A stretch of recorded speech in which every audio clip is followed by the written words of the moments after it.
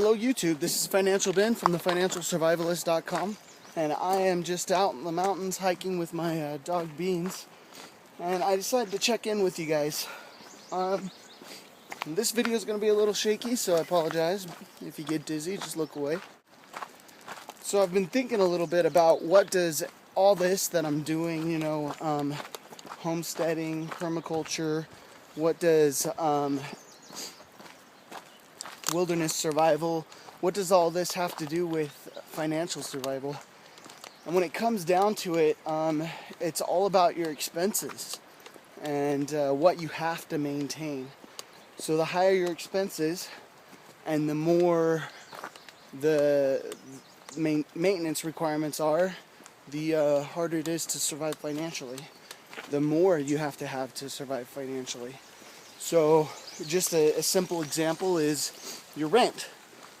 Just make math easy. If you have $1,000 rent a month, that means you have to have $1,000 every month, or you're going to be on the streets, right?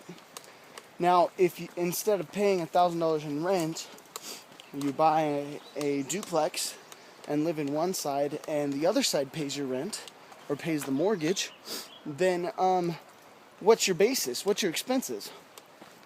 As long as someone else is renting the other side, none. I mean, your shelter is taken care of, you know. You don't have the same obligations that other people do.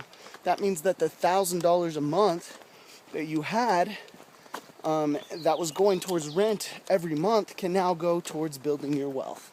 So the same thing goes with food. Food is a huge expense for a lot of families.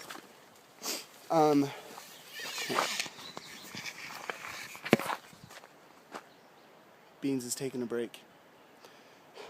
Food is a huge expense for a lot of families, which means that if you can grow your own food and reduce the amount of money you spend at the grocery store, that money can go towards building your wealth.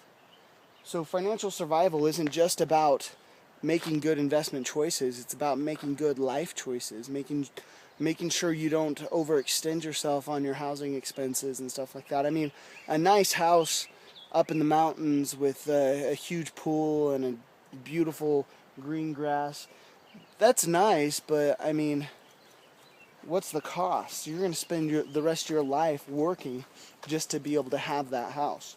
I'd much rather prefer the homestead I have. 2/3 of an acre. I grow most of my food. I have a second house on the property that I rent out to pay the mortgage.